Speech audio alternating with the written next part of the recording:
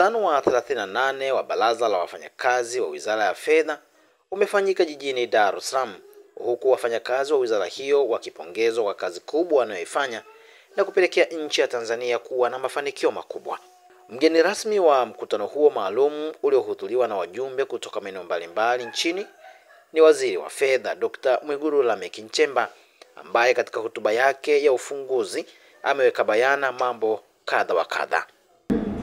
Tutambue kuwa mikutano kama hii inatupa fursa ya kuzungumza na kujadili masuala ya msingi ya utendaji kazi pamoja na kutafuta mbinu za kuboresha utoaji wa huduma bora wananchi, hasa kwa Wizara ya Fedha ambayo ni taasisi muhimu sana kwa maendeleo ya nchi yetu. Hivyo tuna wajibu mkubwa wa kuhakikisha malengo tuliyojiwekea yanatekelezwa kikamilifu.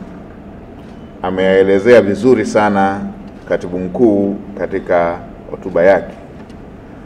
Hivyo nitoe rai kwenu kuwa hoja zitakazojadiliwa kwenye vikao vya Baraza la Wafanyakazi ziwe na tija na zilenge katika masuala muhimu ya kuinua uchumi na kuleta maendeleo kwa taifa letu. Ninatambua kuwa utendaji mzuri wa kazi unaofanywa na watumishi wa Wizara ya Fedha, ukiwa kama mtendaji mkuu, ndugu mwenyekiti, naomba uendelee kuwatia moyo, kuwajengea uwezo ili waweze kutekeleza vyema majukumu yao kwa kuzingatia taaluma zao. Aidha, nipende kuhakikishia kuwa nami kama Waziri wa Fedha nipo nanyi bega kwa bega kushirikiana katika utekelezaji wa majukumu haya. Na ndugu Katibu Mkuu pamoja na timu yote iliyoko hapa, niseme tu nimejivunia sana kufanya kazi na timu hii ya Wizara ya Fedha na taasisi zake zote. Timu bora sana, na hii haihitaji hata upendeleo kuweza kupata matokeo. Hongera sana. Waziri Nchemba amewakumbusha wajumbe wa Baraza la Wafanyakazi wa Wizara ya Fedha kuzingatia misingi ya utawala bora ya utendaji kazi na kuwataka kutokiuka, vinginevyo hatua zitachukuliwa kwa atakayekiuka. Ndugu wajumbe wa Baraza la Wafanyakazi, kupitia kikao hiki cha Baraza la Wafanyakazi, napenda kuwakumbusha na kusisitiza masuala machache. Moja ikiwa ni kuzingatia misingi ya utawala bora katika utendaji wetu wa kazi ili kuepusha malalamiko yasiyo na lazima katika utendaji wa kazi. Ninatambua kwamba nafahamu misingi ya utendaji kazi katika utumishi wa umma, hivyo si jambo jema kusikia mtumishi yeyote wa Wizara ya Fedha anakiuka misingi ya utawala bora katika utumishi wa umma.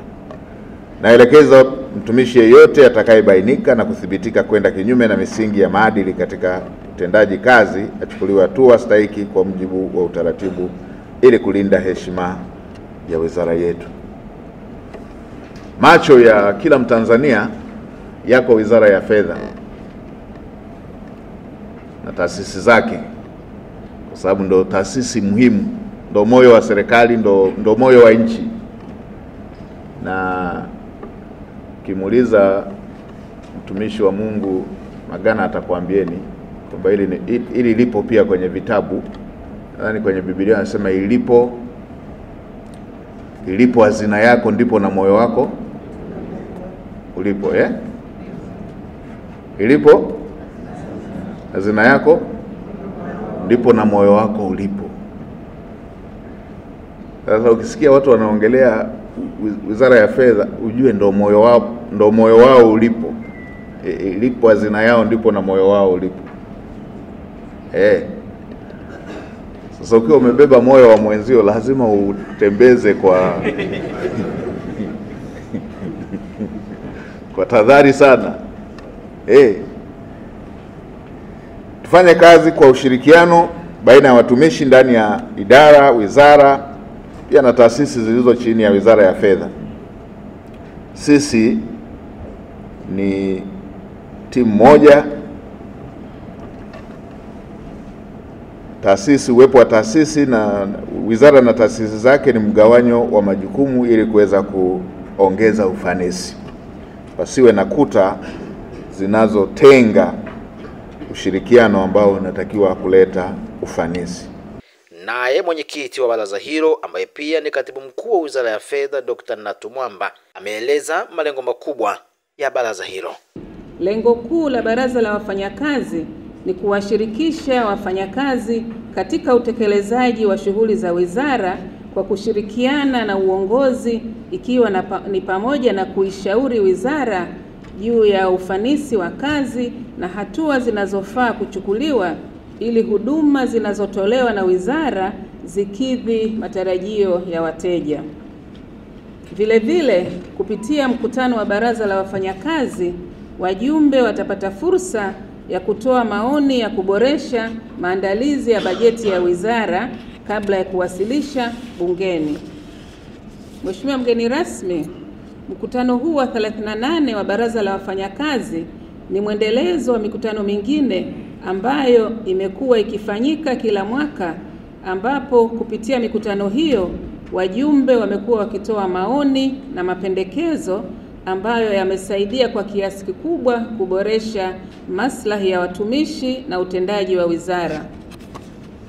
Kwa msingi huo, sisi viongozi tunatambua umuhimu wa Baraza la Wafanyakazi kwa kuwa mchango wake kwa wizara unaonekana. Miongoni mwa mafanikio ambayo yameweza kupatikana katika mwaka wa fedha 2023/24 na 24/25 ni kama ifuatavyo. Ya kwanza, watumishi 484 walipandishwa vyeo katika mwaka wa fedha 2023/24, na katika mwaka wa fedha 2024/25 serikali imeshatoa kibali ili watumishi wenye sifa waweze kupandishwa vyeo. Uchambuzi wa awali umebaini kwamba watumishi 313 wana sifa za kupandishwa vyeo. Ya pili, serikali imetupatia kibali cha ajira mpya kwa nafasi 57 ambazo zitajazwa kupitia Sekretarieti ya Ajira katika utumishi wa umma.